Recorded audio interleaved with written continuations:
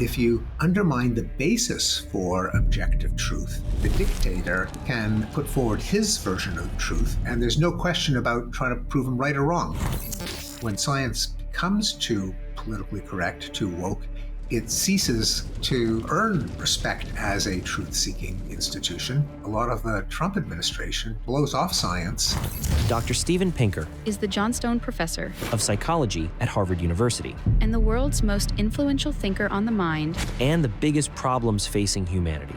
Our norms are enforced by common knowledge, but it's vulnerable to being punctured if someone flouts it in a public forum.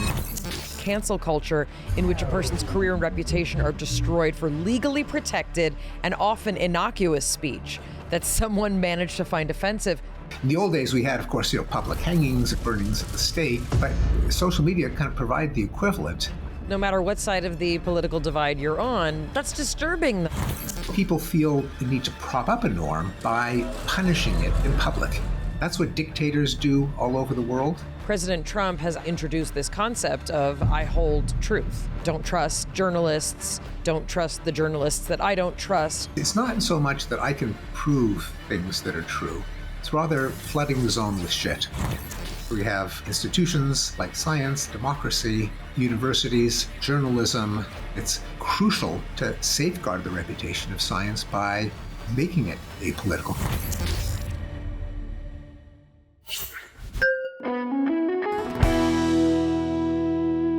Hi, I'm Mayim Bialik. And I'm Jonathan Cohen. And welcome to our breakdown. Our guest today is one of the world's most influential thinkers about language, the mind, and human progress. We're going to talk about truth, honesty. We're going to talk about how shared knowledge shapes society. Dr. Steven Pinker is the Johnstone Professor of Psychology at Harvard University. He's won so many prizes for his teaching and his research. He's written 12 books. His latest book, When Everyone Knows That Everyone Knows, Common Knowledge and the Mysteries of Money, Power, and Everyday Life. We're going to talk about how what people believe and what people think other people believe has larger implications than many of us realize. We're going to talk about what causes violence, meaning what kind of communication and information transmission causes violence.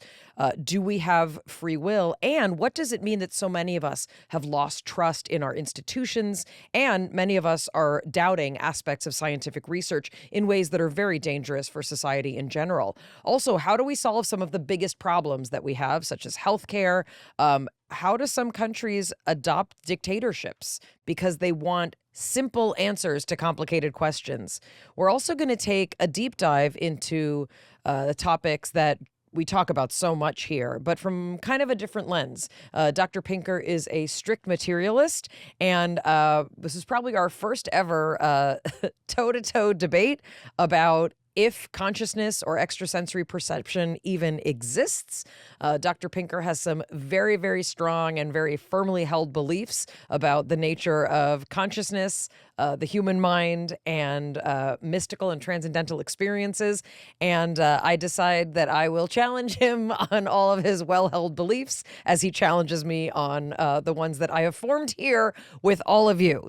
Check us out on Substack, where we release content not released anywhere else, and you can connect with the Breaker community as well as with Mayim and I on our Friday lives. Everybody take a deep breath, and let's welcome Dr. Steven Pinker to the Breakdown. Break it down. Thank you.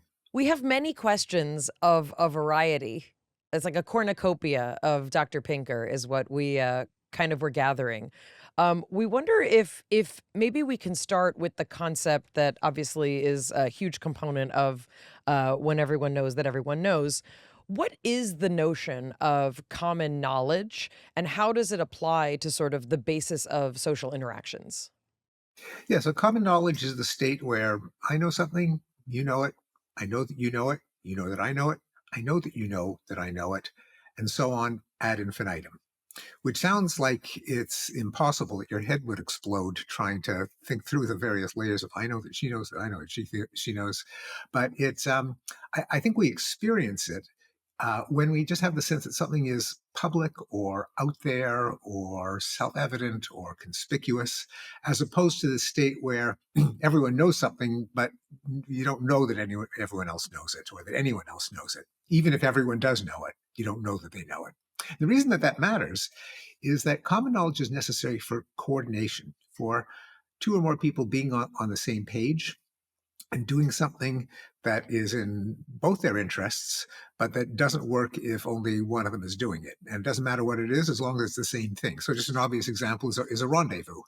It's not enough if you're coordinating a rendezvous without a cell phone, it's not enough to guess, well, I know she likes Starbucks, so I'll go meet her at Starbucks, because she might know that I like Pete's, so she'll go to Pete's. And she might even think, well, he knows that I like Starbucks, so I'll go to Starbucks after all.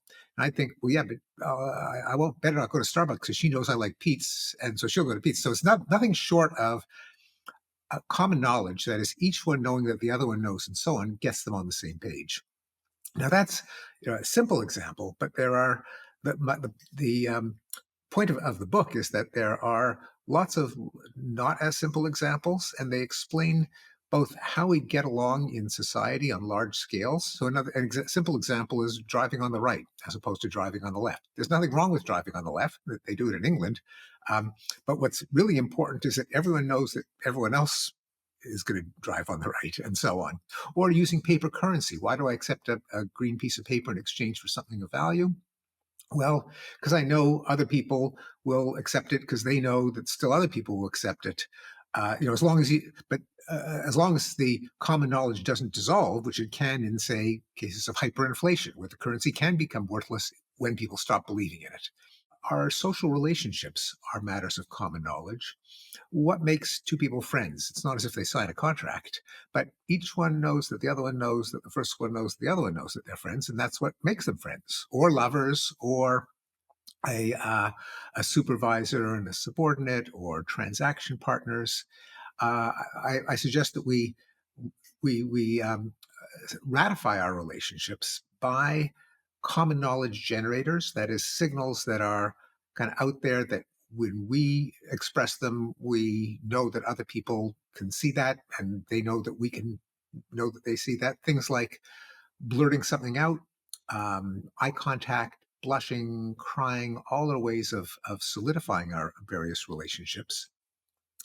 And conversely, sometimes we don't want to change the relationship, and that's when we try to keep things out of common knowledge with euphemism and innuendo and hinting and hope she'll catch my drift, pretending not to see the elephant in the room. I think that all of those phenomena are cases where we want to protect some relationship against some signal that might challenge them, and so we keep things out of common knowledge. Okay, that's a short version of the idea. No, that's very helpful. And one of, I think, the most common examples in popular culture of this, if you're of a certain age and you watch The Princess Bride, there is this very famous poison scene where Wesley and Vicini are in this battle of wits, right? And there's poison in one of the cups, and he has to guess which it is. And what ensues is this absolutely ridiculous, but it feels like very like you kind of conversation of, you think that I'm going to think that you're going to put the poison in this one, and therefore it must be in the other. But you also know that I would think that. So anyway, I thought of that when you were talking about that. But how do we have relationships with others if there is, kind of a protection of common knowledge, either in the form of white lies, the form of privacy, or even the form of outright lies? Yeah, and I'm kicking myself that I didn't include that scene in the book because it's a great example. It's an example of what, to use a little bit of jargon, is something called recursive mentalizing. Mentalizing just means kind of mind reading, trying to get in someone else's head. Recursive mentalizing is you get inside someone else's head as they're trying to get into your head or some other person's head. So it's like taking mind reading to another level, reading the mind of a mind reader. But yeah, I think but you put your finger on it, that a lot of our, the tensions, the intrigues, the stuff of comedies of manners and situation comedies and dramas, a lot of fiction is letting us kind of as spectators play at working out who's thinking what about what someone else is thinking. Now, in real life, it does lead to challenges like, I got to say something, but how do I do it without coming off like a jerk or without offending the person? Will it, will she notice? And so a lot of our politeness, tact, savoir-faire is how do you say something without insulting someone, or how do you float a proposition like a sexual come on, where if you're platonic friends, or even worse, if someone supervises the other, they may be interested, but if they aren't, it could have big consequences. It could blow up the friendship or lead to sexual harassment charges, and that's when people, I think, resort to sly innuendo, like, it's no longer very sly, but want to come up for Netflix and chill. At least that started out as a kind of euphemism, or threats, or bribes.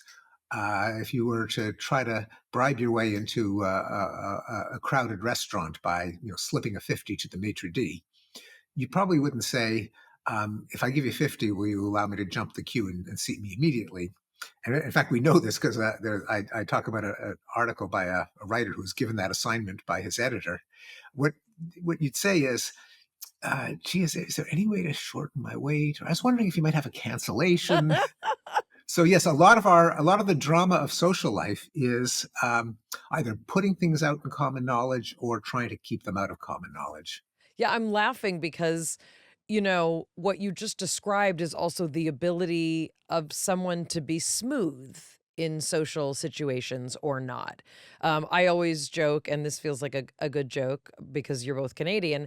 I feel like Jonathan could get anything that he wanted or needed at a restaurant because he just has a way about him. And it's not that it's sneaky. He's just very charismatic. He's very even-handed. He's very well-tempered. And for me, I'm like trying to force a round peg into a square hole like every time I get out of the car. Mayim Bialik's Breakdown is supported by Short Form. We recommend a ton of books to you, our awesome listeners, here on Mayim Bialik's Breakdown. And if we're being honest, we know that we recommend more books than you actually have time to read. Short form is the best way to learn ideas from all of those books that you've always wanted to read. They're like book summaries, but on steroids. They don't just recap them, they analyze them in a very detailed way, so you get the book's key points, but at a much deeper level. While most summary apps are brief, like 10-minute AI-generated overviews that only cover what's at the surface of the book, Shortform's team of writers and editors expertly craft in-depth coverage of all the most popular nonfiction titles. They also have interactive exercises to help you apply the ideas that you just learned, so you're less likely to forget what you just read, and they add smart insights, like connecting what one author thinks about another author. This helps us understand concepts at a very deep level by building connections between ideas. And that's actually how Jonathan and I believe learning happens. It's not just about having the facts, it's about knowing where they fit in. And with books, that's exactly what you need to maintain that information. We actually use short form to help us go back and revisit books that we've discussed on the podcast. If we have a guest coming up that relates to something that we've discussed from a previous book, short form is the best way for us to have an easy, convenient way to get that in a comprehensive format. They have a wide variety of book genres to choose from in PDF and audio format, from health and well-being to productivity and communication. Shortform publishes new book guides and articles every single week. They even have guides just for podcasts, and subscribers get to vote on what books to cover, which is really cool. They're constantly adding new features to cover every idea across every medium out there. Their browser extension, Shortform AI, summarizes everything across the internet, from articles to YouTube videos with just the click of a button. There's even a discussion community where readers can ask each other questions about the book, and we really love that feature. It kind of reminds us of what we love about discussing episodes with our Substack community with like-minded folks. Head to shortform.com/DMB for a free 3-month trial when you sign up for an annual subscription using our link. That's shortform.com/DMB. Mayim Bialik's breakdown is supported by Quince. Fall is in full swing, and it's the perfect time to refresh your wardrobe with pieces that feel as good as they look. Luckily, Quince makes it easy to look polished, stay warm, and save big without compromising on quality. Quince has got all the elevated essentials for fall. Think 100% Mongolian cashmere from $50, washable silk tops and skirts, and perfectly tailored denim, all at prices that feel, honestly, too good to be true. Jonathan has one of their beautiful wool coats, like a 3/4 coat. It's really cool. It's become a fall staple for him. And all this stuff looks designer level, but cost a fraction of the price. The quality's just as good as big name designers, if not better. By partnering directly with ethical top-tier factories and cutting out the middle people, you can have luxury quality pieces at half the price of similar brands right in your hands. It's the kind of wardrobe upgrade that feels smart, stylish, and effortless. I highly recommend checking out their fall collection and Best of Sweaters lookbooks for some inspiration. Other similar luxury gift shops just can't compare to Quince's style, quality, and price. Keep it classic and cozy this fall with long-lasting staples from Quince. Go to quince.com/breakdown for free shipping on your order and 365-day returns. That's QUINCE.com/breakdown to get free shipping and 365-day returns. Quince.com/breakdown. Mayim Bialik's breakdown is supported by IQ Bar, our exclusive snack sponsor. IQ Bar is the better-for-you plant protein-based snacks made with brain-boosting nutrients to refuel, nourish, and satisfy hunger without the sugar crash. Their plant protein bars are packed with high-quality ingredients to help keep you physically and mentally fit. IQ Bar is free from gluten, dairy, soy, GMOs, and artificial sweeteners for a natural anytime snack. Try any of their 9 delicious flavors. More people than ever are starting their days on the right foot with IQ Bar's brain and body-boosting bars, hydration mixes, and mushroom coffees. When IQ Bar sent us their ultimate sampler pack, one flavor stood out to me, coconut chip. That's still the one that I reach for, if there are any left, because Jonathan eats them all before I can get to them. I literally have an IQ Bar waiting for me so that I don't get a sugar crash when I'm podcasting. Right now, IQ Bar is offering our special podcast listeners 20% off all IQ Bar products plus free shipping. To get your 20% off, text BREAKDOWN to 64,000. Text BREAKDOWN to 64,000. That's BREAKDOWN to 64,000. Message and data rates may apply. See terms for details. You know, we talk a lot about people who kind of relate differently. We talk a lot about people on the spectrum. We talk about some of the features of people who are on the autism spectrum. And there often is a lack of concern in the same way as there is in the kind of neurotypical population about what other people think of you. So can you talk a little bit about some of the subtleties of how important it is for us to think about what other people think of us and what happens when people function differently? Yes, well, being on the spectrum, or what we might used to say being kind of socially obtuse, or awkward, or dense and not socially skilled, often consists of or general the central cognitive difference is difficulty in mentalizing, in so-called theory of mind, where the theory refers to the intuitive theory of what's going on in someone else's mind. In the extreme case of autism, there may be a complete inability to conceive that other people have minds. They're robots, they're wind-up dolls. With people on the spectrum, it just comes a little less naturally. And indeed, one of the manifestations of being on the spectrum is taking things literally that are intended as hints, indirectness, like a friend who said he called us, called home, and his son, on the autistic son, picked up the phone, and he said, "Is your mother free?" And he said, "Yes." He didn't connect the dots, well, Dad's really asking to put Mom on the phone. And a lot of politeness consists of indicating the prerequisites to some action rather than barking a command, where people with fully functioning theory of mind, mentalizing, social skill, realize, oh, the only reason he's mentioning that is that he wants me to do something. He's not giving me an order. So if I say, if you could pass the guacamole, that would be awesome. Now, When you think of it, it doesn't make a whole lot of sense. It would literally be inspiring of awe, and you're not. Why are you sort of commenting on hypotheticals? It's because you don't want to say to your friend, to your friend or to an acquaintance, "Give me the damn guacamole," and treat them as if they're some kind of underling. And so, what politeness consists of is avoiding. There is the requirement. You really do want the damn guacamole. You don't want to be delivering imperatives or commands at someone as if they're your servant. And so by saying something that is relevant to what you want, they can connect the dots. And that's what is often impaired in people on the spectrum. Jonathan, why am I laughing? I find this very frustrating. I knew it. I knew it. I'm like, be direct, but nice about it.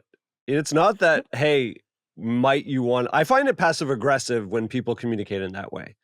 And I actually would much prefer them to be direct and say, please pass the guacamole. Like it's up to me to say if I'm unable to do that or not. I just find the whole notion of, like, I can understand it in restaurants. There's things that don't need to be said, but I think it gets taken way too far where people are dancing around what would otherwise be a direct request. Well, we have to calibrate the level of directness. If you don't want to be barking commands at people, as if they're your flunkies. On the other hand, if there's a problem of being kind of slick, smooth, as mine put it, oleaginous, or just so many layers of formality and politeness, you feel like saying, cut the crap and get to the point. And that's sometimes cultural clashes come that way. Different cultures, maybe Canadian. Mayim, you're not from New York, right? You're from California. My parents are New Yorkers, so they raised me as I should be. There you go. So New Yorkers tend to be a little blunter than average. Right. Canadians more polite. And then you have cultures like Japan, where often an American business person would say, we just can never get down to settle the deal, or Arab countries. So there is this calibration. But in addition, even within a culture, we all calibrate with others, like, are they trying too hard? Or there is the problem that if you're too indirect, it might go over the hearer's head. And again, this can be the subject of comedy. I cite a well-known episode from Seinfeld called Coffee, in which George's date says, "You want to come up for coffee?" And he says, oh no, the caffeine would keep me up. I got to get to work the next morning. And then he kind of goes home and slaps himself in the forehead and laments to Jerry and Elaine, "Oh my God, coffee doesn't mean coffee. Coffee means sex. I actually said this to her. I said, coffee will keep me up. People as stupid as me don't deserve to live." So that illustrates the opposite danger, that if it's too indirect, then your hearer may not catch your drift. You've been at this for a long time. You've made an entire career out of understanding a lot of these intricacies, both kind of linguistically and in terms of how we structure really words and relationships and interactions. And we live in a culture of social media, right? We live in this culture where people are trying to understand things in very small snippets with very little nuance, very little context. And some of the stuff that you're talking about is kind of entertained in very, I don't want to say pedestrian ways, but in very sort of fun ways, right? And there's a lot of sort of accusations thrown around about the way people interact. And I wonder, from your perspective, if you can give us, I don't know, any sort of insight into, is it helpful to be able to label people, right? She's a people pleaser. He's a narcissist. I'm codependent. Are these important terms for us to understand in a larger context? Are they helpful? And what does it say about sort of the way that we want to understand how other people interact? Yeah, so a bunch of issues there. I do in the book talk about social media, especially in the context of this phenomenon of the shaming mob, the cancellation, where the outrage mob, where people, this strange phenomenon where someone will say something often quite innocent, that it seems like people deliberately take in the most offensive way they can imagine for the purpose of piling on them and shaming them.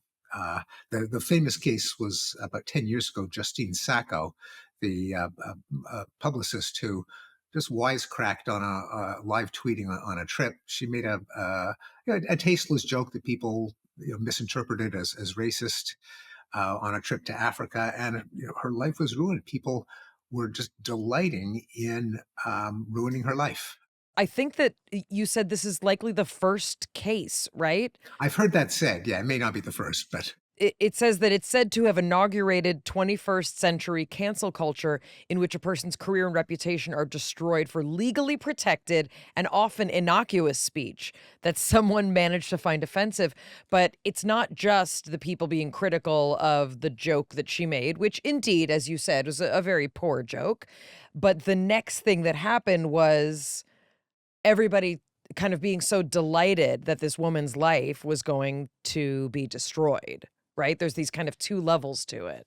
yes. So I mean, this is a woman who tweeted and she just like one wisecrack after another. And at one point she said, "Going to Africa, hope I don't get AIDS. Haha, I don't have to worry, I'm white." Now, this was not she obviously did not believe that only Africans can get HIV/AIDS. In context, it was clear that she wasn't gloating. She was impersonating an oblivious tourist. She was kind of satirizing racism and obliviousness, not engaging in it. But of course, you take something out of context, and if it's ironic, the irony can go over people's heads, almost deliberately in this case, because I think there was such a hunger to publicly shame someone, and social media makes that so easy that people piled on and took an almost sadistic glee in the fact that between the time she took off and the time she landed, her life would be ruined, which it was. So anyway, I looked at what's going on there, and I'm in academia, and it's a real problem that in academia where no one's infallible, no one's omniscient. I mean, in everyday life too, of course. But the whole point is you're trying to kind of get at the truth. And some people are going to be wrong, and if you say something and then everyone tries to ruin your career, that's not an environment in which you can collectively try to figure out what's going on. So the question that I took up is what's going on in people's heads that they delight in publicly shaming someone. And what I suggest is that we all have norms, kind of social and moral norms that aren't, they're not enforced by the police. It's not like Big Brother is eavesdropping 24/7 and you're immediately going to be, The United Kingdom has a few very, very disturbing cases of people being arrested for tweets, but that aside, yes. Indeed. So maybe we're going there, or they're going there. But in general, our norms are kind of enforced by common knowledge. That is, what makes something a norm? Well, everyone knows that it's a norm, which means that it kind of levitates in midair through everyone knowing that everyone else knows it. But it's vulnerable to being punctured if someone flouts it in a public forum, in common knowledge. And therefore, people feel the need to prop up a norm by punishing it. Again, it has to be in public. It's not just that you disincentivize the person, but everyone has to see that person being punished. In the old days, we had, of course, public hangings and crucifixions and burnings at the stake and disembowelment and pillories and stocks. But social media kind of provide the equivalent in that anything can go. You have a sense that anything can go viral. In the trending column, you see what's going viral, and that is a kind of a platform for publicly shaming someone that you feel has challenged a norm, and as a kind of defender of the moral order, you yourself, as the punisher, can get some social cred, some brownie points in public. So without realizing it, the social media platforms kind of invited this public stocks or pillory. And I talk about how, again, going back to literature and fiction, that this just human temptation to pile on a designated victim It's something that plays out over and over again. It drove at least the Salem witch trials, at least as Arthur Miller recounted them in the Crucible, the Darkness at Noon by Arthur Kessler, the Stalin show trials. And notice that the trial as a show, conveys the idea that you are tormenting someone on a public stage, and that's what is necessary to prop up some kind of norm. What's going on with this notion of sort of policing thought and, policing information? I wonder if you can talk a little bit about what happens when the moral order is not agreed upon. Yes. So I talk about that in When Everyone Knows That Everyone Knows, but it was also a focus in my previous book, Rationality, which addressed your question, because we have this paradox in talking about human beings as supposedly rational animals. Namely, obviously we're capable of rationality. We invented vaccines, smartphones, and got to the moon, and all this amazing stuff, DNA and evolution and brain science. But as you say, we also people swallow conspiracy theories and fake news, quack cures, and I suggest that the way we're wired is we're very rational when it comes to our day-to-day life. Just keeping food in the fridge, getting the kids to school on time, and you kind of have to be, because reality is unforgiving. I mean, and the laws of logic, they're laws. You can't pretend they don't exist if you want to keep yourself clothed and fed. But we are also interested in kind of big cosmic questions. What causes disease? What drives history? What are people in power really up to? Where for most of human history and prehistory, you just couldn't know. We like to think, we moderns, we kind of people who like to think of ourselves as rational and scientific, think, well, you got responsible journalists, you got scientists, you got fact checking, you got encyclopedias, you got government agencies that keep records. In principle, there are ways of answering these questions, but our gut feeling is you can't know. You can believe anything you want. And so what you ought to believe is the most inspiring, uplifting myth, the thing that you think that the kids should believe, that people should believe, that makes our side look good and the other side looks stupid and evil. And that's what people kind of glom onto when it comes to these big beliefs about these big questions outside your immediate day-to-day life. And so what I think puzzles people like us is kind of plugged into the mainstream of journalism and science and so on, is how could people believe such nonsense? And the answer is people don't sense that there is any truth that you can find out. What you should believe is what is the best story. That's disturbing, though. No matter what side of the political divide you're on, President Trump has absolutely introduced this concept of I hold truth. Don't trust journalists. Don't trust the journalists that I don't trust. Like, it's getting very, very sticky. Another way of putting it is, this is a really important phenomenon. I agree. It's not. It isn't so much that I can prove things that are true. It's rather what his advisor Steve Bannon said admiringly is, and I assume I can say this on your podcast, flooding the zone with shit. That is, they don't even care whether they're credible or not. The idea is there's so much nonsense and falsehoods floating out there that people kind of give up, and they say there's no way to find out what's really true, objectively true or false. I may as well go with the charismatic leader. That's what dictators do all over the world. Hannah Arendt originally pointed that out. That if you kind of undermine the basis for objective truth, then the dictator can put forward his version of truth, and there's no question about trying to prove him right or wrong. There is no right or wrong. We may as well believe what our dear leader wants us to believe. And there's a systematic attack on anyone who may offer what would have previously been understood as the truth. Exactly. Universities, science, journalism, especially establishment, outlets. You try to undermine those, and that's the best we can do. We're not.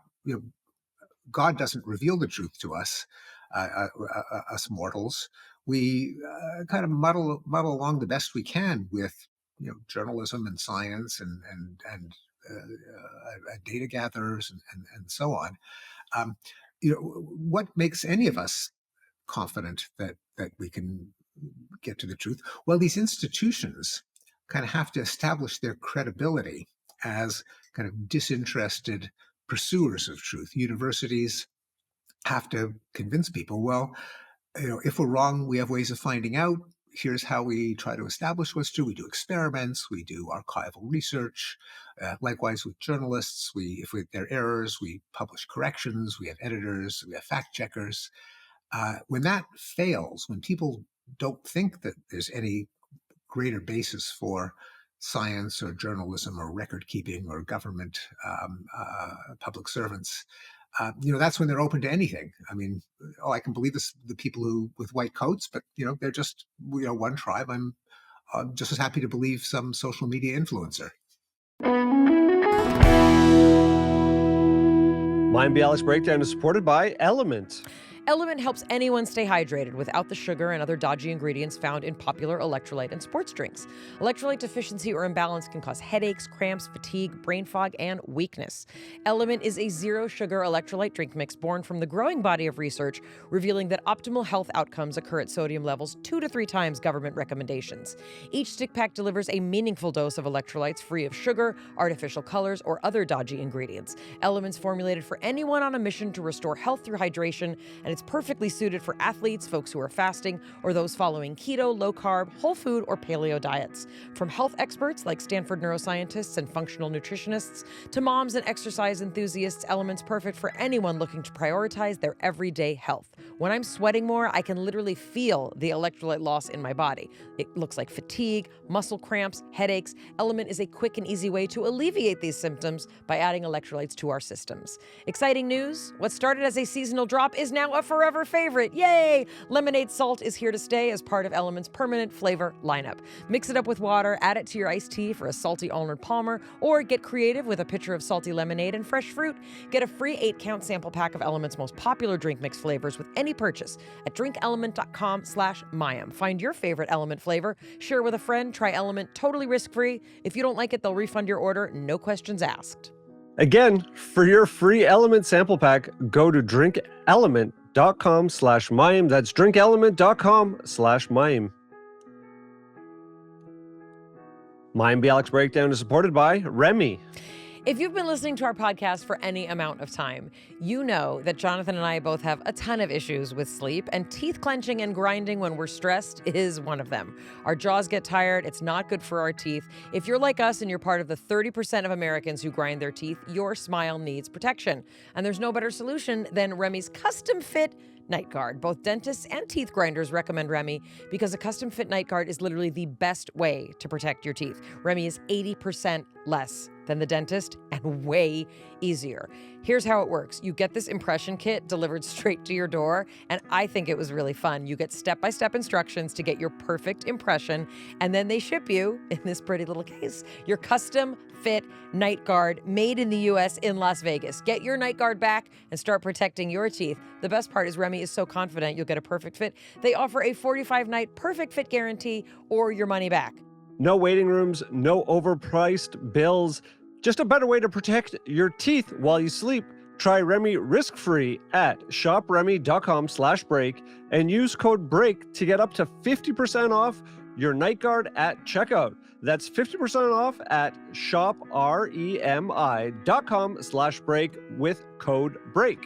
Thank you, Remy, for sponsoring this episode. I think it's a very dangerous place, what you're talking about the erosion of trusted institutions. And at the same time, the erosion of truth has come from a real systemic problem. For example, Andrew Huberman was just on Bill Maher a couple weeks ago, as I know you were. different episodes. And Andrew quoted a unnamed neuroscientist who he says is one of the top doctors in America who believes that 50% of academic information in medical textbooks is known to be untrue. That's a really bad statistic. With an incalculable amount of potential cost to human health. Now, I can't verify that, but that's coming from someone who doesn't seem to have anything specific to gain by that level of attack on medical institutions, education for future doctors. But like all of a sudden you're like, well, that's a pretty significant shot across the bow towards already eroding trust in institutions. Well, no, no. I mean, I don't know if it's 50%. I believe that it's 50% in terms of 50% of what's in the journals. I actually quote in Rationality a physicist who says 90% of what's in the journals is false, 90% of what's in the textbooks is true. Because the textbooks have a longer time horizon. They can wait until the various fads and the study that came out this morning has settled down. Let's say it is true that 50% of what's in the textbooks is false. What percentage of what you hear on social media is false? It's much more than 50%. It's probably more like 99%. The thing is, we're all fallible. We're all, none of us is omniscient. We aren't born knowing the truth about really hard problems like what causes disease. The fact that we know more than zero is amazing. And so even if it is 50%, we say, wow, 50%, that's way better than 1% or of true things, or 0%, which is what we come into the world knowing. Science is hard, medicine is hard, journalism is hard. You have to, the truth isn't broadcast, in booming voice from the heavens. We've got to kind of claw our way to finding the truth in cases where data are often very noisy and messy and misleading. And the trust in institutions has to come from the fact we don't have any right to think that we know the truth about really big, difficult questions like what causes a depression or what causes a pandemic. It's really, really hard. And so the people who are struggling to find it, let's, check their work, let them justify what they come to. They're going to be wrong. That doesn't mean that they're wasting their time. Of course they're going to be wrong. We're all wrong. Your approach is actually the right one, is that amazing. Couldn't it be fantastic if we know 50% and we're fallible and we're going to make mistakes and we have to expand research? But I think the challenge comes in where most people don't approach it like that. They approach it in defense of the institution, where this is science and you don't question it. You don't have an open mind to continue to understand that science is an expanding field whereby it is a methodology to understand the truth. It's not a finite and finished set of knowledge. And that, the medical institutions in the past, and I think it's changing, have come and presented the information that they have as this is the only way to think about it, and anything else is outside of that and actually extremely destructive and, at the tail end, idiotic. Now, of course, they're defending against that 99% of information that is absolutely untrue, and there needs to be some filtering mechanism. But I think what people are pushing back against, and again, leading to this very murky water where you can't figure out what is true and not, is the approach of these institutions to say, they don't come at it with your open-mindedness to say, there's a lot that we're still discovering. Yes, no, I think that any source, any claimant to authority has to be prepared to show their work and to acknowledge their fallibility. This was a big issue during COVID when it appeared, out of the blue. No one had any idea how it was spread. It was natural that some of the early advisories would turn out to be obsolete as we learned more and more. There was a problem when it was both coercive and unjustified. That is, if there weren't good reasons for it, other than saying, as best we can tell, this measure will protect against the worst, and it's worth paying the price given our state of ignorance, but we might have to revise it as we come to learn more. So I think that is vital, but it's also, I think it's important not to try to blame every problem on some kind of villainy, some kind of evil, bad people.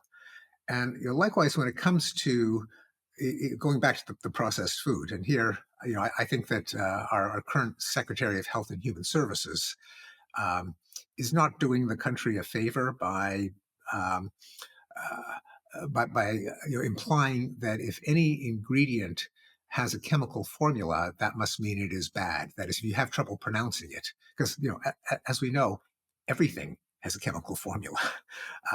Lettuce has, if you listed all the ingredients in lettuce, every one of them would have a multisyllabic name. That's how you describe chemistry.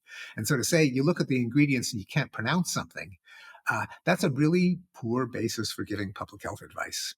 I think also a conspiracy theory where it's the medical establishment and the food companies that have been lying to us that ultra processed foods that Cheetos are healthy. No one has ever said Cheetos are healthy. The thing is, Cheetos are really delicious.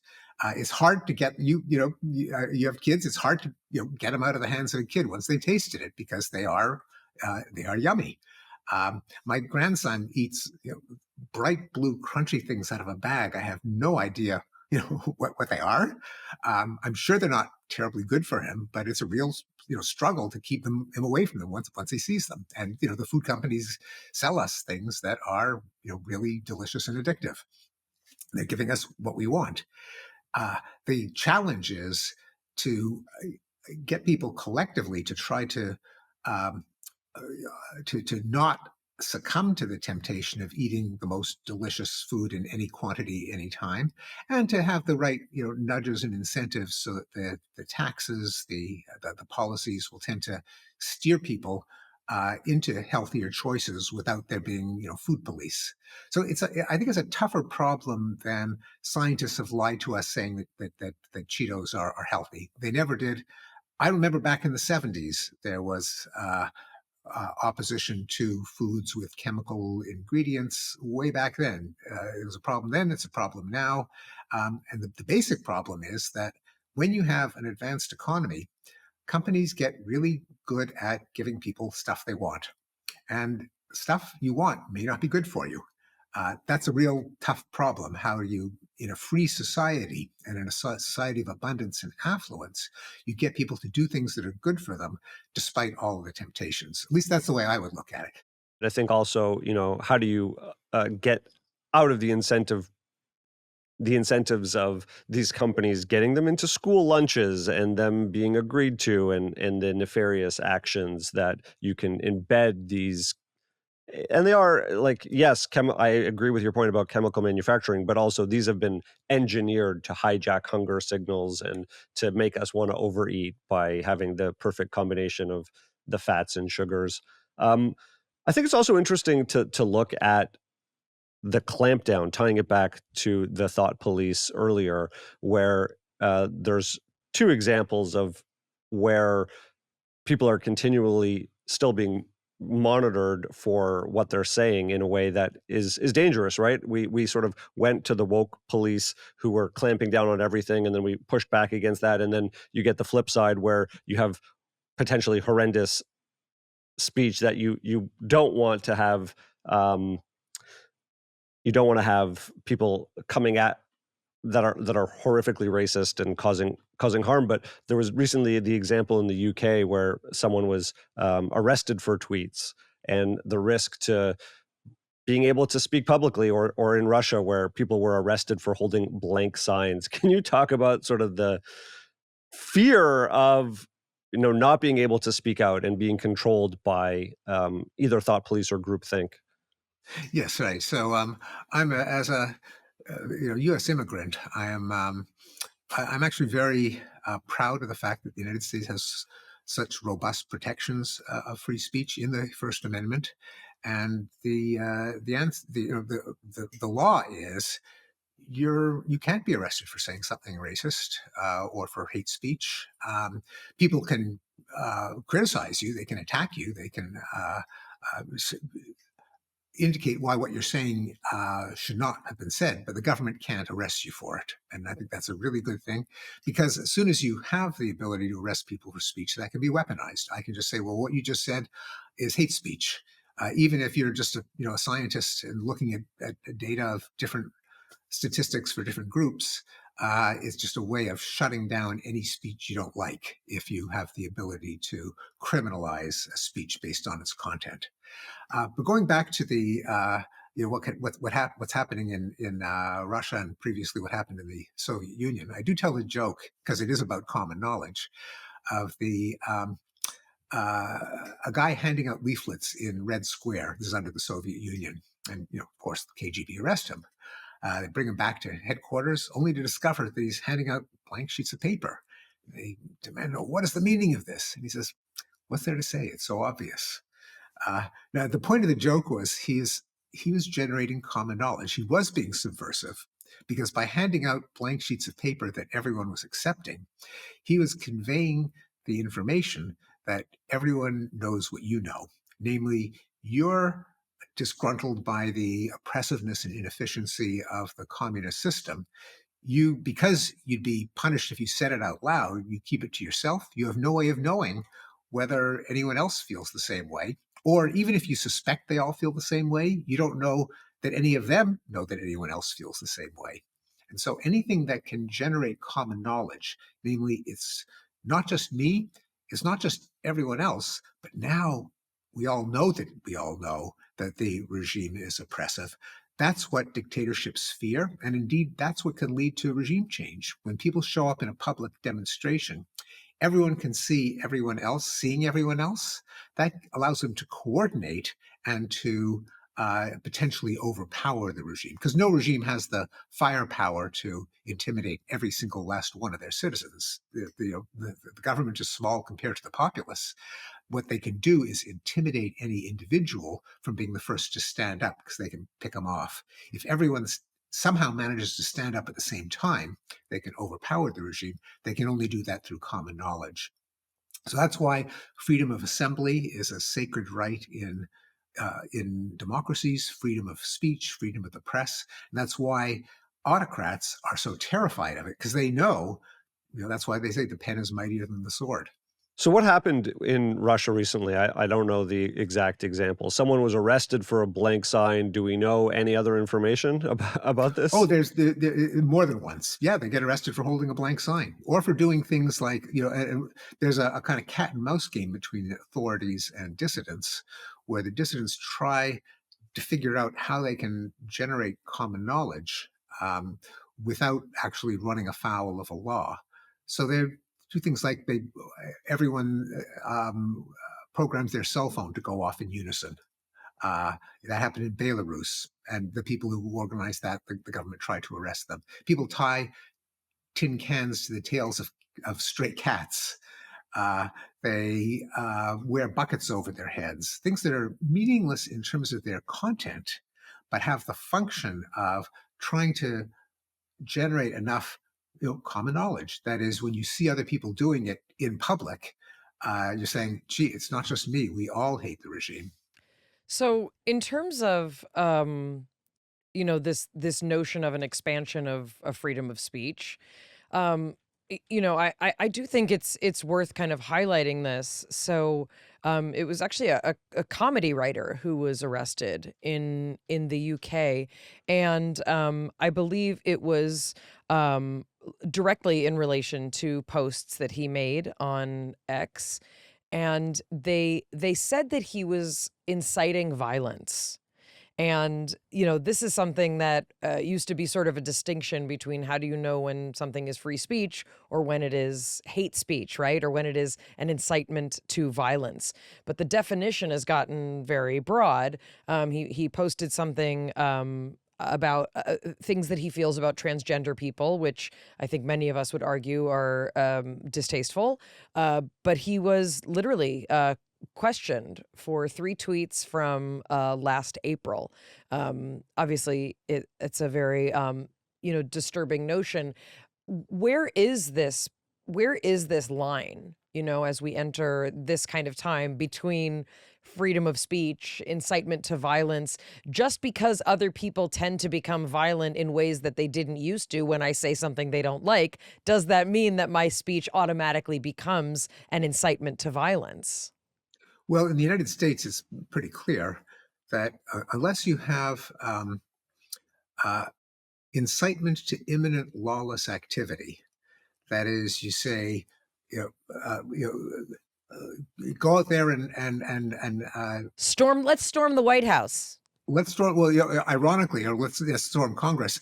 That wouldn't be a bad example, ironically, because it did incite a violent mob. That is arguably speech that would not have been protected by the First Amendment. But just because I can imagine, well, he said something, I can imagine someone listening to that, and maybe that would make them go out and do something. That you can't criminalize, because anyone can imagine anything that anyone says indirectly causing someone to commit violence. So it's a way of shutting up anyone you don't like. As we see is happening in England. So if someone says, well, I don't think it's such a great idea for natal men to compete in women's sports, and you say, oh, geez, well, that's going to lead to violence against transgender people, that would mean that no one can ever disagree with the current orthodoxy. If you can say, well, I can imagine a case in which it would cause someone to commit violence. And that's why the First Amendment protects speech. Also, you might there are cases in which you might say that we should have a demonstration. We should oppose this. People should protect themselves against hate crimes. And again, the human mind can always imagine ways in that could result in violence. Or you might say we should depose Maduro in Venezuela for the benefit of the Venezuelan people. That's arguing for a kind of violence. Or Israel should try to eliminate Hamas. All of those are arguments for a certain kind of violence. You can't criminalize the expression of those opinions because some of those might be justified. So there's the narrow carve out for kind of treating people, kind of appealing to their emotions and kind of causing them to do something right now, almost as if you're bypassing their rational faculties and egging them on at a primitive mob level. That can be criminalized. Though, as you point out, ironically, the one blatant case, namely Trump telling the rally to attack the Congress, probably was not protected. But short of that, you really want to allow people to make arguments. And if they're bad arguments, point out why they're bad arguments. Do you think that we're gaining more or less common knowledge these days where half the country thinks January 6th was a day of peace and love, and the other half think that his tweets may have incited violence? Well, they are. There are things. There are different pools of common knowledge. I think it's harder to have a nationwide common knowledge, but it's unfortunately all too common knowledge within the MAGA culture, and compared to the now the thing is, I don't want to romanticize the past because we often didn't know what the whole population thought. They didn't have social media. They couldn't express themselves. A lot of times people thought things in private, even back then. Especially women. Yes, indeed. That's exactly right. So now, for better or worse, social media makes it so that we know what people think. It's often horrifying what they think. Well, we know what the people on social media think. True. Yes. Right. Yeah. Which is not the same as people. Right. In general. There was an awful lot of. There's always been a lot of conspiratorial thinking in the populace. So someone did a study of conspiracy theory thinking as indicated in letters to the editor of major papers, where some newspapers have archives of the letters that have been submitted going back a century. So that's a case. It was kind of the closest equivalent to social media in the day because anyone could write a letter to the editor. And what he found was that the level of conspiracy thinking really hasn't changed in more than a century. Just that the letters, the green ink letters that were sent to a paper that they just, filed and never published, you didn't hear about it at the time. Now they'd say it on X or whatever, and we do hear about it. But there's conspiracy thing. Of course, most obviously against the Jews, the various Jewish conspiracies, but also against Catholics, against communists, against Freemasons, uh, the Pope, the papacy, and um, unions. There are all kinds of cabals that people thought about, wrote about. No, I think it's interesting that of the notion that the conspiratorial theory thinking has generally stayed the same. It's interesting. Obviously, very hard to gauge only by the letters, because those letters also were written only by people who could write the letters, educated enough to get them in. So there's probably even more people in different pockets. I don't know if how this research is verified, but the idea is that we're becoming more tribalistic, where the common knowledge is being reinforced. It's easier to reinforce pockets of common knowledge, harder to bridge those gaps and create a larger systemic understanding of where the country should go and how to get there.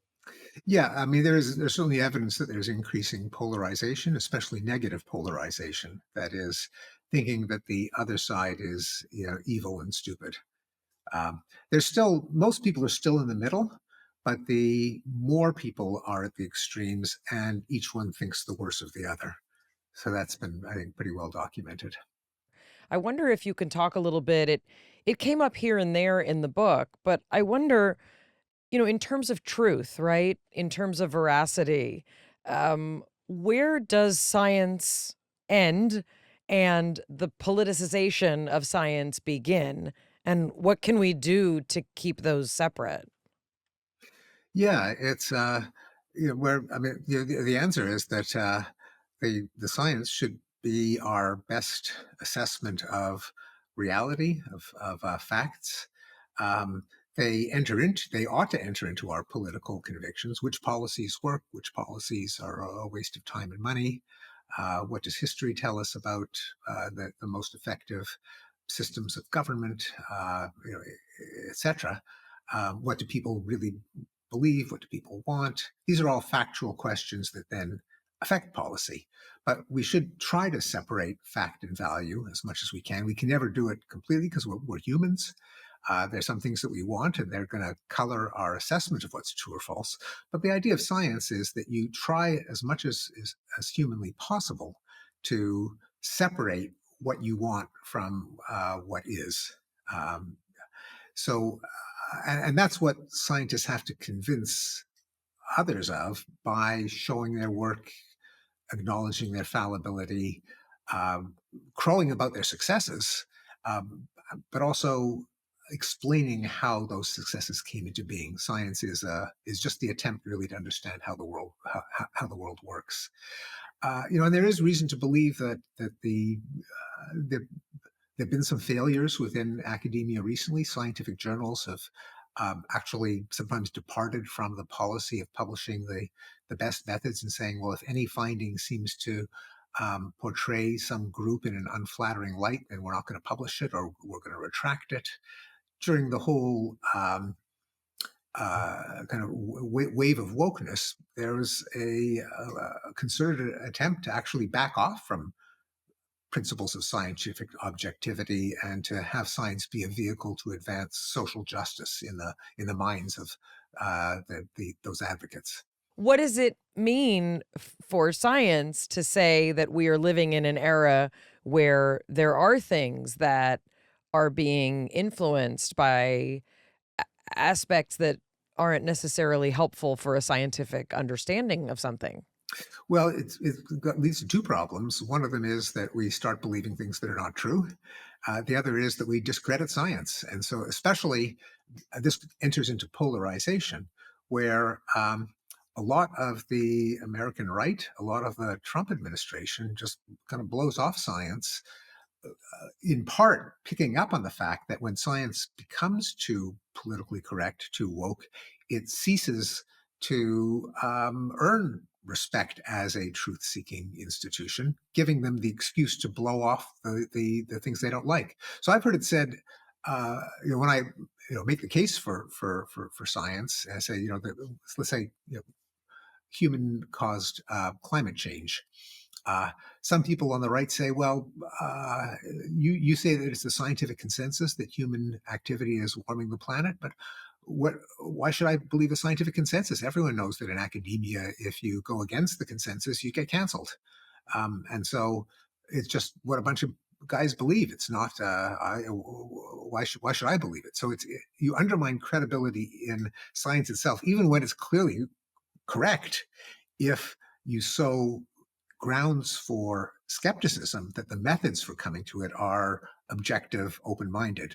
I think that's why it's crucial to safeguard the reputation of science by making it apolitical. It's one of the reasons I co-founded the Council on Academic Freedom at Harvard, that the whole enterprise of science, scholarship, academia is corroded when people sometimes correctly think that there's a thumb on the scale, that if you say things that go against the consensus, you get canceled. Can you talk a little bit about the sort of defunding of the nation's very rich academic history, which has led to an enormous number of breakthroughs, which has also led to recruiting some of the world's most intelligent and successful people to participate? How are you concerned and scared about the defunding of academic research? Oh, that would be an understatement. Yes. And I wrote a pretty long essay for the New York Times called Harvard Derangement Syndrome over the Trump's administration's attempt to cripple Harvard based on, I think, largely bogus charges of anti-Semitism, even though I'm sensitive to anti-Semitism as a Jewish faculty member. It is, I am concerned, but it has been so weaponized, exaggerated, lied about, that it's used as a pretext to, in Harvard's case, zero out funding of research. A district court judge just ruled that was unconstitutional. But it's damaging for a number of reasons. One of them is that the American university system is something that has just achieved fantastic breakthroughs. It's the envy of the world. It has come up with, and Harvard in particular is responsible for having invented or co-invented the defibrillator, the syphilis test, functional MRI, a long list of breakthroughs. But also, it's not so good for the Jews if you cancel scientific funding of scientific research. An awful lot of scientists are Jewish. An awful lot of students who want to go into science, and a lot of the people who aren't Jewish, we're not really doing the Jews a favor by saying, "Oh, your career is going to go up in smoke. All of the research that promises cures, we're going to cancel in order to further the interests of the Jews." That's no, thank you. That's not something that in the long run is going to be to the benefit of Jews, even if that was their main motive, which it patently is not. It's obviously a pretext.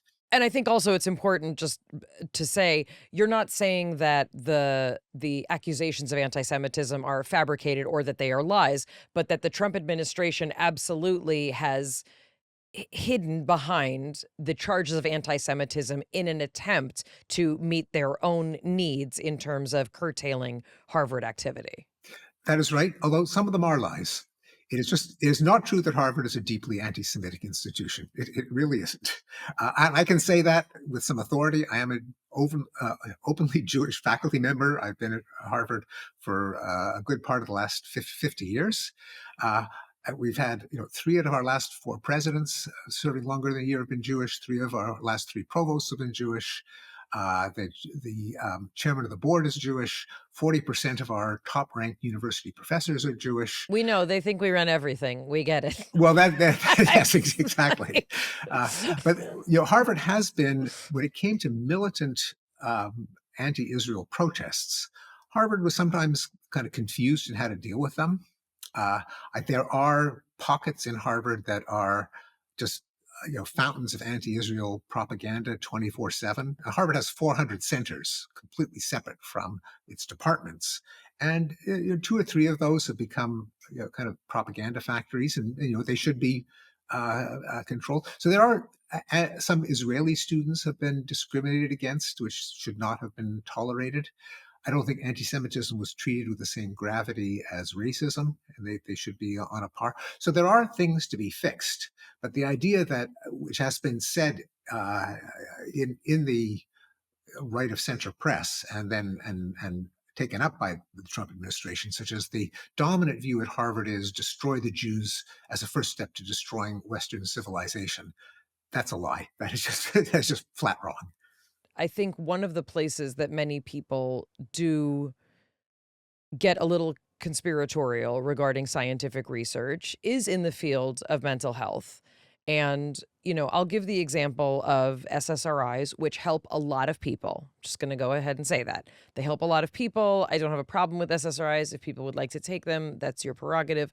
But the fact is that there are, for example, other things that often help more than SSRIs, which do not get the same funding or attention as SSRIs. And I guess one of the concerns that Jonathan and I have, and that we do talk about here on the podcast, especially because we tackle mental health and we talk so much about mental wellness and the things that we can do and the things that we can tap into, right, to kind of help us feel better and live better. There is this huge issue of what many of us call big pharma, but I can be more specific. But with the motivation of many pharmaceutical companies to sell medications that in many cases may not be appropriately prescribed. In many cases, they're part of a system that is not really addressing people's needs, but helping sedate them. And in many cases, the research that's being presented, and, I worked in research, I got a doctorate, I had to do research, I know how it works. I totally understand how the presentation of data works. And there are many ways, though, that much information, for example, about SSRIs has slipped through the cracks in terms of the transparency that I think the public deserves to have. And the motivation behind that is financial. How do we get around that? Because for many of us, this becomes a political issue, right? Who's supporting big pharma? Who's getting paid off to say we should do this? I mean, for many of us, RFK is a very, very complicated person because some of the things he says, many of us believe in. I don't know, you want to eat unpasteurized cheese? I don't really, to me, that's your business. But there are many, many aspects to this that are funded by finances, which many of us could see by RFK Jr., eating a Big Mac on an airplane. So can you speak a little bit to the financial component of the motivation of scientific research? Well, the scientific research is what allows us to know that SSRIs are not a panacea. So it's not the scientific research. There are obviously interests of big pharma. There are temptations of people, namely, if there is a pill that promises a big jump in mental well-being, people are naturally going to take it. There are problems in the professionalization of mental health, so that more and more psychiatry consists of dispensing medicine. And psychotherapy is something that psychologists do, and these are totally separate professions. People are more apt to get their entry into the mental health system through their doctor, who refers them to a psychiatrist, and then the psychiatrist, as they say, we give a boy a hammer and the whole world is a nail. Psychiatrists, their toolkit is drugs.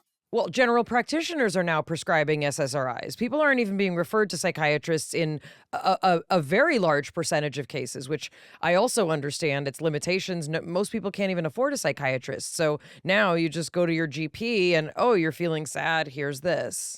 Yes, and we know, for example, that cognitive behavior therapy can have efficacy rates that are comparable to medication in many cases. So there's, but it's, obviously, whenever there's a profit motive, there are going to be incentives to maximize the profit. But it's, I think, dealing with a complex problem by identifying the evildoer and saying if only we could punish the evildoer, the problem would be fixed. It probably isn't the best way to address it either, because it also has to do with things like professionalization, with journalism, how many people know that cognitive behavior therapy has pretty good success rates. why that isn't, maybe that's a problem of big pharma, but maybe it's a problem of science journalism. Maybe it's a problem of the way that of our licensing system that makes it actually rather onerous to get a license in clinical psychology. So there are a lot of aspects to it. We need more information out there, more knowledge. We have to acknowledge that we're often really unsure, just because mental health, mental well-being is so complex. We don't really have answers, just because I don't, as you know better than anyone, the human brain is this massively complex system. We don't really understand it. So we have to approach it with some humility, with some attempt to get out the best knowledge that we have, but also to get more knowledge. That is, more research really has to be done in something that has such a huge effect on human well-being. I really appreciate that. And I also appreciate, kind of the bringing us back, even in this conversation, the kind of bringing us back to a place of reasonability. Because, many people, I mean, I'm speaking about myself, I, feel very outraged by many things that I don't like going on in the medical system, in politics, in the world. And it's true. We want someone to blame. We want the thing that if only this was better, I'd feel better, right? We want the magic pill, right? We want the SSRI for our entire life. And that's not actually how the world works. And I think social media and these kinds of forums make people feel that there are much simpler answers than there actually are. It's like we've literally lost nuance. Yeah, especially if there's a temptation to find the evildoer, the villain. One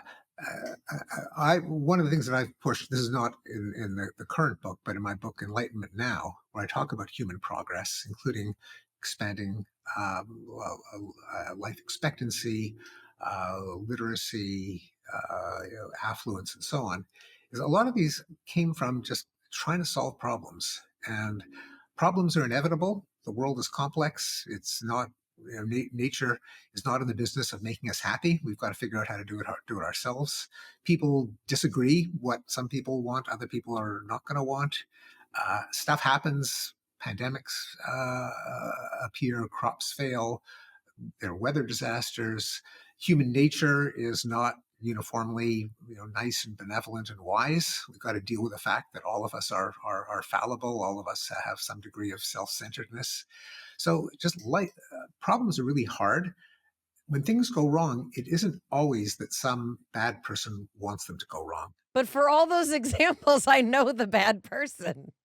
I do. Well, that's, that could, I think that is a problem, because it isn't, even if everyone was nice, there'd be huge problems, just because the world doesn't have any particular interest in our well-being. The world is indifferent to our happiness. Well, great transition, Dr. Pinker. This is a great transition.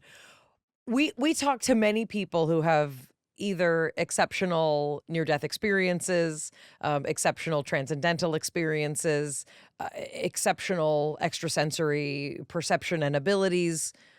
What if nature does care? What if there is a power in the universe that actually tends towards lower entropy, as Thomas Campbell says?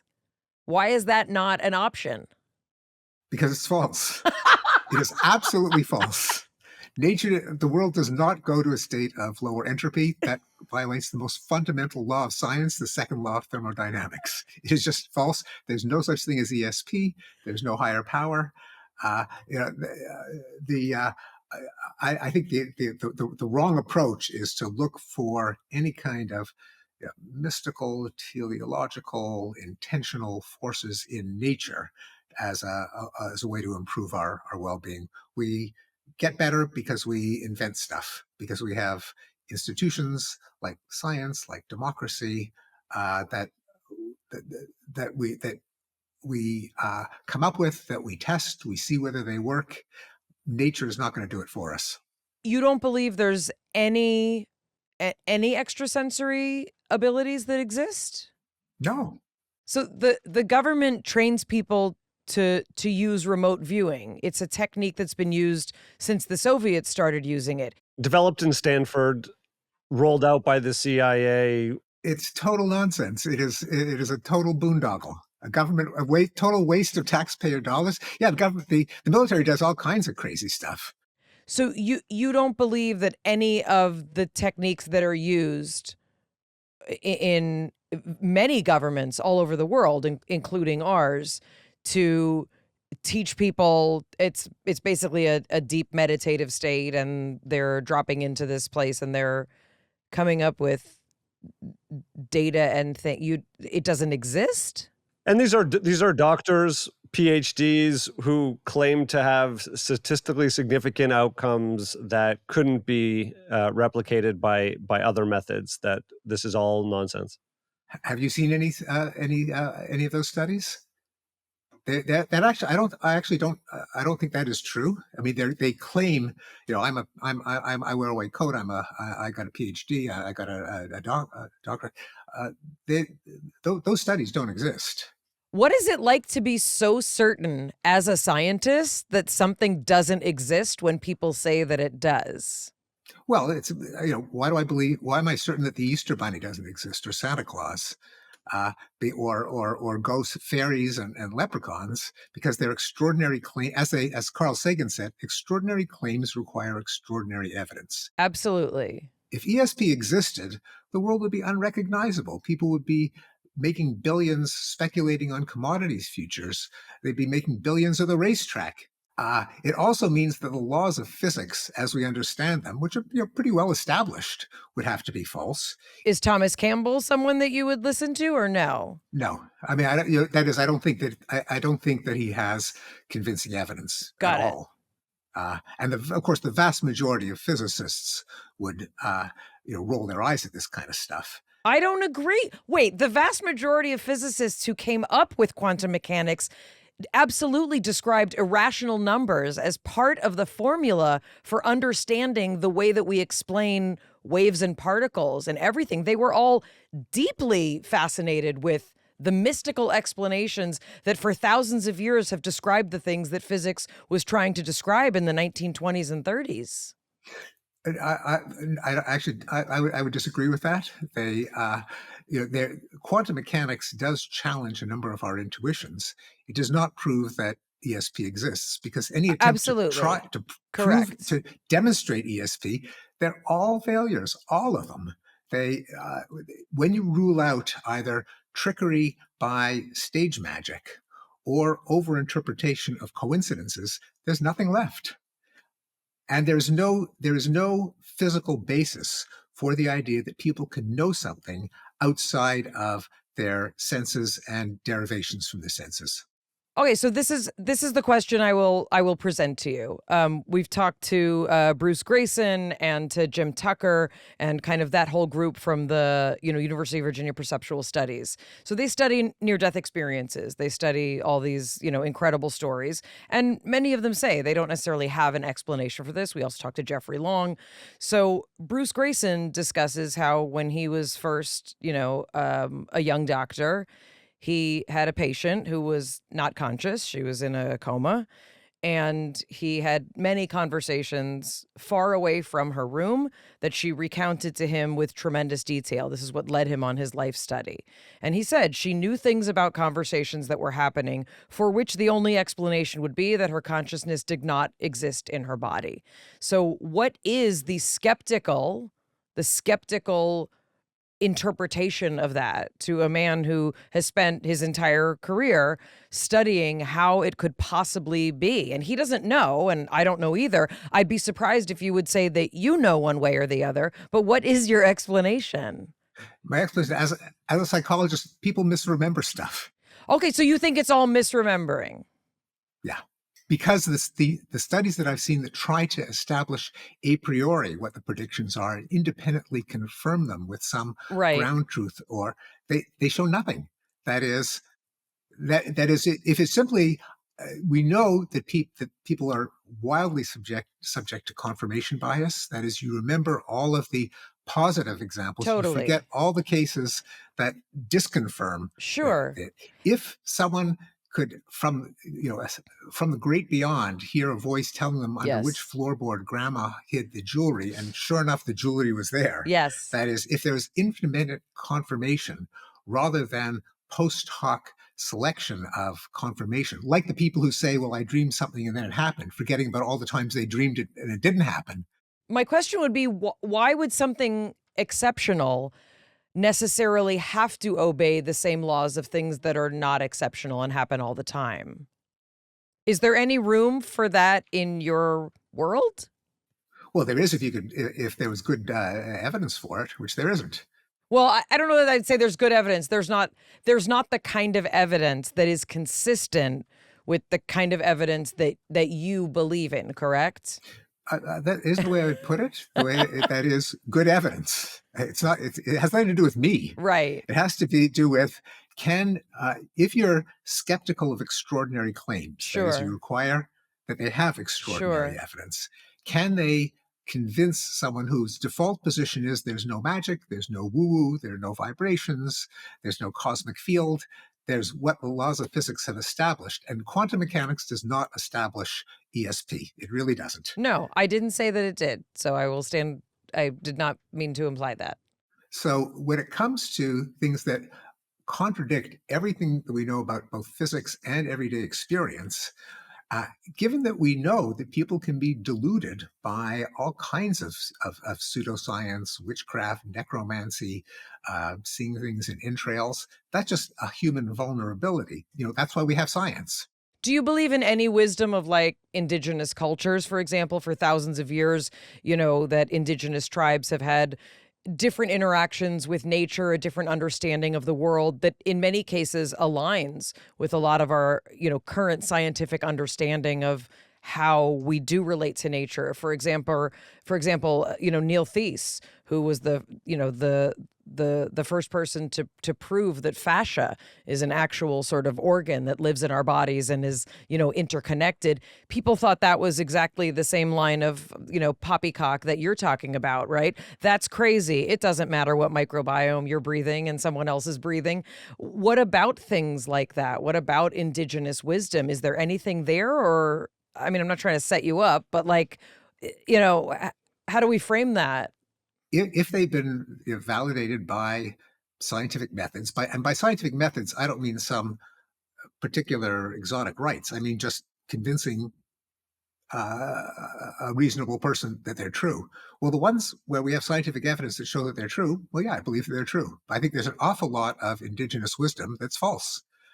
Spirits, lines of energy, energy fields, trances, human sacrifice. What I'm saying is a lot of indigenous wisdom is not so wise. It's just it's superstition, it's ignorance. Occasionally, because people do observe reality, they can have intuitions of things that may be validated, and if they are, we should believe them because they've been validated. In general, I don't think that the whole point of science is it isn't just another source of tribal belief. It's just the attempt to discriminate between stuff that's true and stuff that isn't. What do you make of a university like University of Virginia that has this entire department of perceptual studies? Yeah, there are institutes all over the world there are religions that have theories of the origin of the planet and the universe that we just know are wrong. The fact that they're institutions proves nothing. And universities often have hundreds of centers, some of which have been set up on dubious grounds. It takes a while for the dean to realize that they're studying nothing. So the fact that there's the question is, how well have they made their case? That is, have they done studies that would convince someone who doesn't believe it in the first place that there's anything there? And in Virginia, I don't, I guess we could Google it. I don't think there's a whole department devoted to ESP. Is there a program? I think it's the Division of Perceptual Studies. It's the UVA Division of Perceptual Studies. Division, I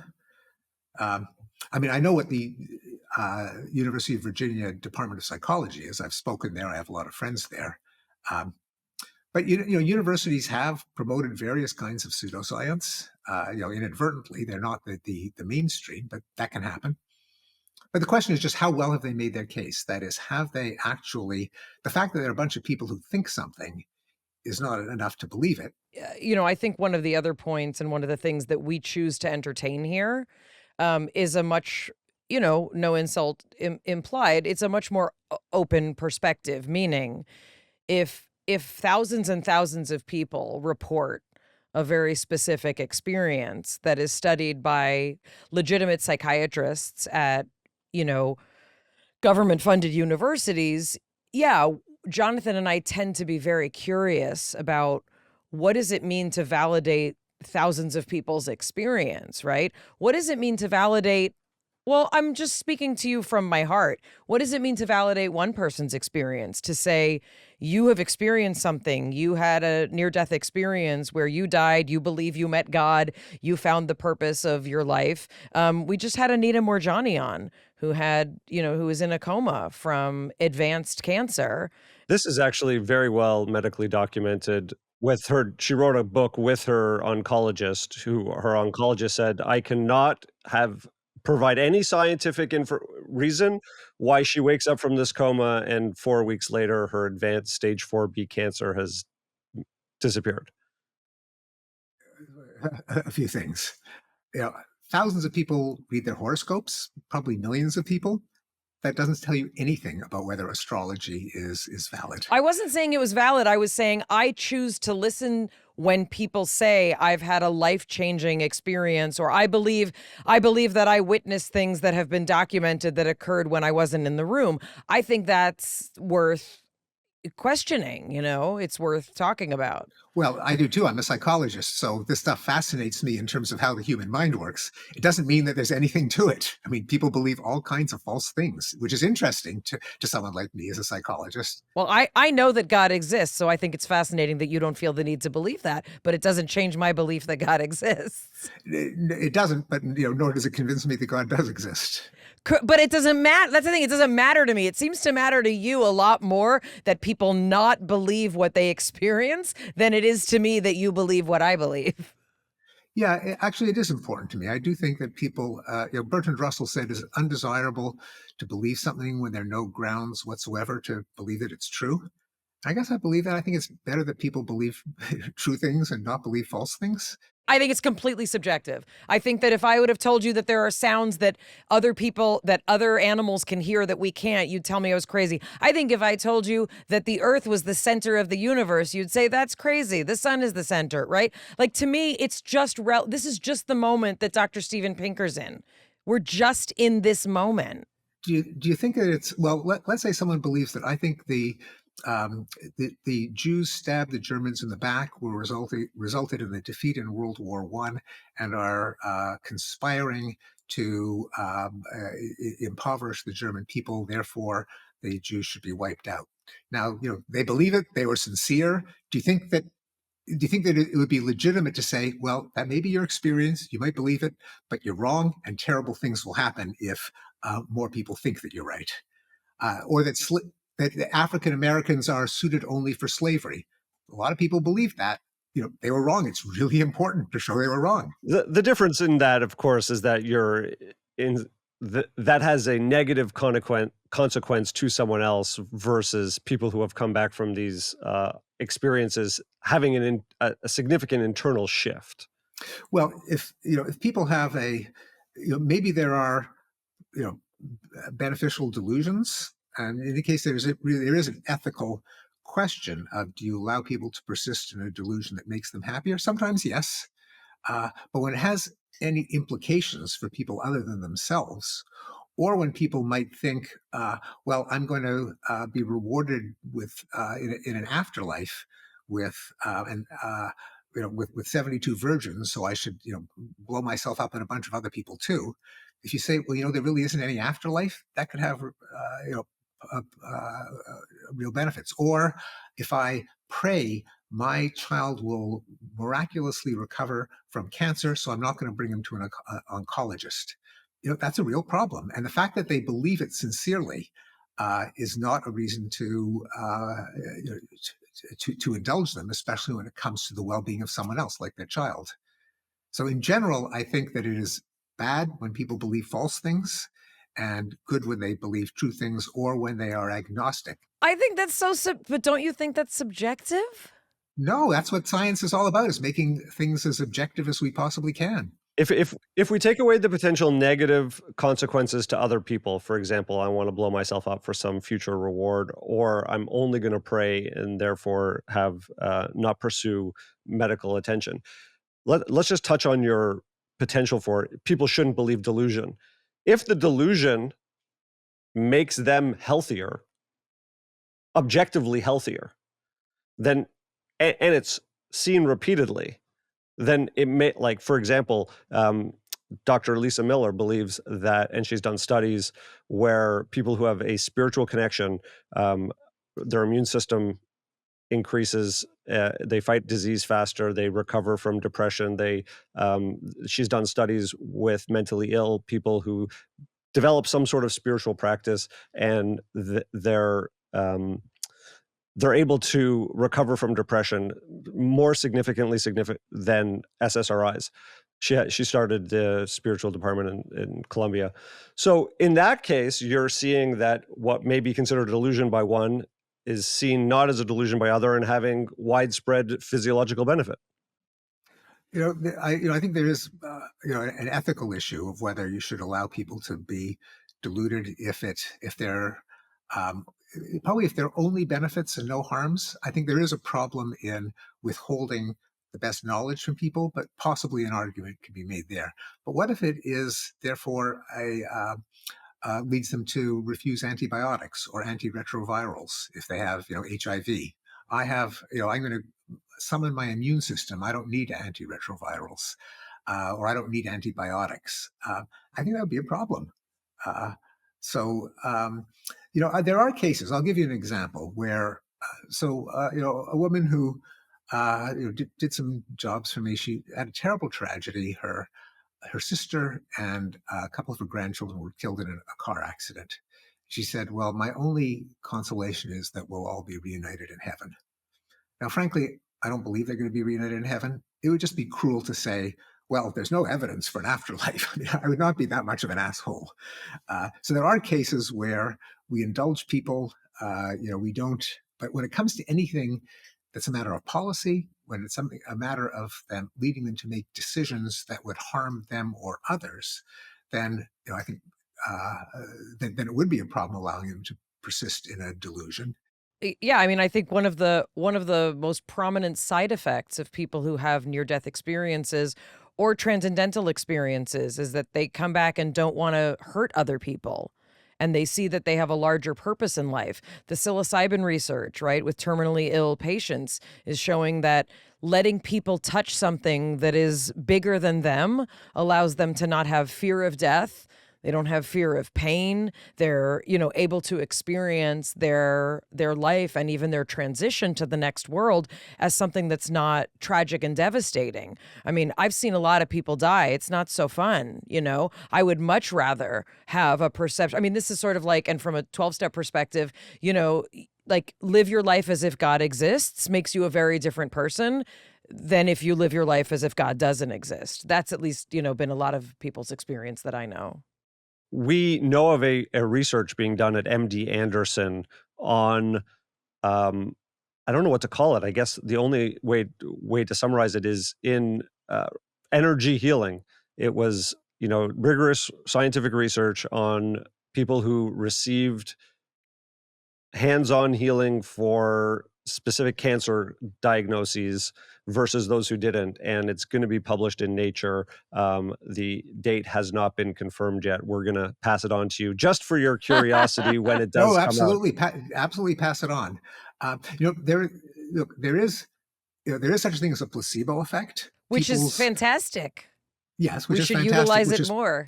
But the thing about a placebo effect, it doesn't mean that people's beliefs are actually real.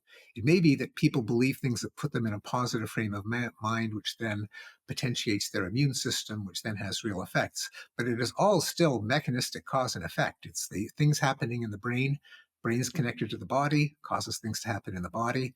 There's a difference between indulging some belief that may, through physical means, help with the disease, and saying, well, that means that we should agree with them in the content of those beliefs.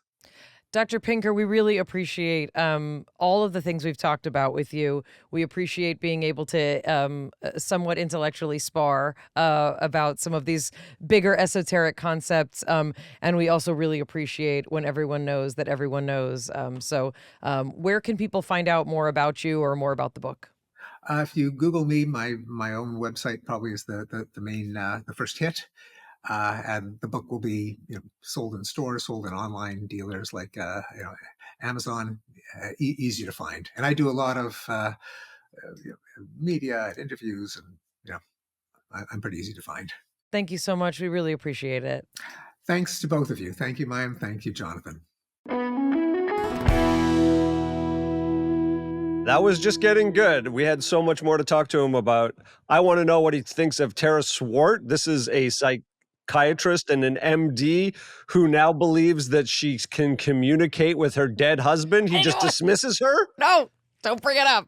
I want him to talk to Dr. Bruce Greyson. I want to facilitate a conversation with a pure materialist like him and Dr. Bruce Greyson and Dr. Lisa Miller, and get some of the heavy hitters to gang up on him, because I feel like we weren't prepared for the level of evidence that he needs. Well, I think that there doesn't exist the kind of evidence that he needs. Think about a conversation between him and Thomas Campbell. First of all, Thomas Campbell would have been so calm. Which I was not. No, you got a little riled. The last time that I had that intense of a debate was literally when I was arguing in college with Orthodox boys who didn't think women should be rabbis. That was the last time that I got that deep, hip deep in a debate that I kept going. If you're just listening, at some point during that conversation, Mayim started taping her knuckles to put the boxing gloves on. Here's the thing, and I have great respect for Dr. Pinker, and he's a really wonderful scholar and academic, and I have a tremendous amount of respect for him. The thing that I have a problem with, which is a separate conversation, is the level of certainty that he has, and there's a vibe about him when he's talking about this that's just that's so stupid, that's so ridiculous. And that I actually find a real turnoff. It's the actual opposite of what he was doing when he was talking about the need for science to have an open mind and to not have a finite knowledge set. Correct. And look, I thought of our conversation with Dr. Amir Raz, who is himself also a bit of a downer. Also a bit of a downer in this way. And our conversation with Dr. Raz, I do feel like I totally get it. And I think that for certain kinds of scientists or people, doesn't have to just be scientists, there is a need to be so self-assured that they have the truth that it's that's the antidote to what they see as this kind of nonsense. And I'm not going to deny that many people believe that God is telling them to kill people. I totally get it. Well, hold on. We have to differentiate between a spiritual connection, a connection with a personal God, and people who are carrying out acts of religious, ideology that is creating an enormous amount of death and destruction in the world. Except that's the entire Catholic Church, right? Some people would say, or all of the Crusades. Suicide bombings and... I'm talking bigger than that. The Inquisition. These are very troubling things, and I understand why people want to have nothing to do with whatever this so-called higher power is. And also psychosis being... connected to the idea that God told me that I need to blow up this building, I call it religious mental illness. Yossi Klein Halevi used to be a radical right-wing activist who was, essentially turned his life around and admitted that he was part of an elaborate brainwashing cultural system that trains him to believe things that he now, can distance himself from. But that notion aside, the way that I describe it is Dr. Pinker seemed much more intent and much more religiously fanatical about me being wrong than I am about him being wrong. For example, I am willing to allow that he has his own perception. I wasn't just being cheeky. Like, I believe that there's a power in the universe. He doesn't have to believe it for that to be true or for me to believe it. And that doesn't bother me. What bothers me is him saying that, thinking that there could be a higher power or thinking any of these things is ridiculous. It's nonsense. It's a delusion. It's all of these sort of like clinically diagnostic things. He's a staunch materialist. I would love him and Avi Loeb to have a conversation because Avi Loeb is a scientist. He wants scientific data, and yet he comes up with theories to explore that I cannot imagine Dr. Pinker being tolerant of. I mean, we didn't even get into aliens, but I do appreciate the ability to talk about it. I'm not really comfortable doing that, and I don't think we should ever do that again. I disagree. I think you're doing great. I think we need to have more debates where we're bringing on these materialists to talk to not only us, because I don't think we can communicate the breadth of the information. We did talk about Dr. Lisa Miller. We've done an episode with her. It's in the back catalog if you haven't already listened to it. She's the founder of the Spirituality Mind Body Institute at the University of Columbia. Which he would say should be canceled. He would want it all canceled. Everybody gets their degrees taken away. Founder of the Spirituality Mind Body Institute at Columbia University. Mayim, tell us about her research. So she's done some very powerful, and by powerful I mean in terms of her scientific rigor. 10-year longitudinal study. Yeah, a longitudinal study is a very big deal. I'm not a scientist, but that sounds like a lot of data gathering. Yeah, people who rated religion or spirituality as highly important led to significantly lower odds of a major depressive episode. And these are people who are at risk for depression, and 90% lower odds among those who were at a high familial risk. So the notion that not just religious belief. It can't just be like, I believe in God. She's talking to people who have a belief system and a structure and typically a set of, I think, kind of practice or kind of mental focus around these things that change the way your brain functions. There's a cortical resilience signature that she finds. There's a lot of mirror image neuron things that are seen to be at risk in depression risk, and she believes that when you have this kind of belief system, and again the structure that goes around it, that there's essentially activation of networks that lead to resilience and can help lower the risk of depressive episodes. What is a cortical resilience signature? The cortical resilience signature looks like a thickening of cortex in certain parietal and occipital regions. And there's other evidence that this is sort of a measure of a cortical reserve that is somehow giving resistance and resilience to depression. I mean, that's fascinating.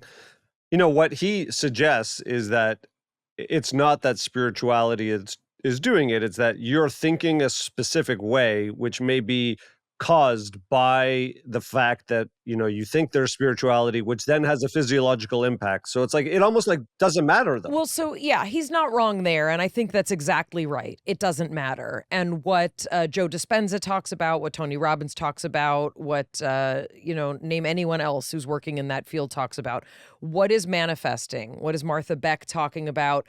Manifesting, positive thinking, all these things.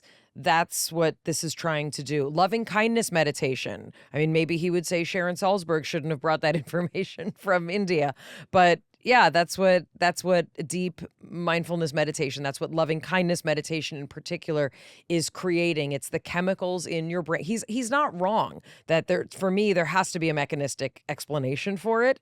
But yeah, the notion that it's so separate, or that like the brain is connected to the body. It's like, what about the mind? Where's the mind? Where's the soul? Apparently it may not exist for some people, which again, I understand, and I don't feel as fiery about him being as wrong as he is fiery about me not being right. I think we're going to collect a dossier to hand to people like this, a podcast research dossier that these are the MBB guests. This is the research they've done with a little executive summaries. I think we need to start winning over the materialists. That's going to be our new adventure. I don't think that we're going to, and I'm okay with that. Sam Harris, has too much fondness for me to come on here and wipe the floor with me the way Dr. Pinker did. But plenty of people that I know and respect, would absolutely say the same thing. And the one person that actually Sam Harris introduced us to, who I would also love to get his take on it, would be Scott Barry Kaufman, who actually is a professor at Columbia who studies all sorts of these things from a very, very clinical perspective, and has a tremendous amount of skepticism, but who is open-minded enough to sort of have these conversations. So Scott would be great to talk to about Dr. Pinker. We had a great episode with Scott Barry Kaufman. If you haven't listen to that, it is also in the back catalog. The episode is titled I Now Believe in Past Lives, where he talks about inherited memory. It was interesting because our episode with Scott started in a very materialist, normal way, and then as he got more comfortable with us, started opening the door to more dualist approaches, energy. He is actually he's also a magician. And so he talks about perception and what we perceive versus what is reality. He's a fascinating guy. I hope you follow us on Substack. I think there'll be a lot of fun conversations about this over there in the community that we're building. That is where you can get exclusive content not released anywhere else, as well as connect with other breakers in the community and interact with Mayim and I on our special Friday lives. People have really connected in a awesome way. Yeah, the comments there are so special. Come check it out. Mayim Bialik's Breakdown on Substack. And we hope you've enjoyed this episode. A lot of ups and downs in this one, but we really are glad you're here, from our breakdown to the one we hope you never have. We'll see you next time. It's Mayim Bialik's Breakdown. She's gonna break it down for you. She's got a neuroscience PhD or two. One fiction, one, and now she's gonna break down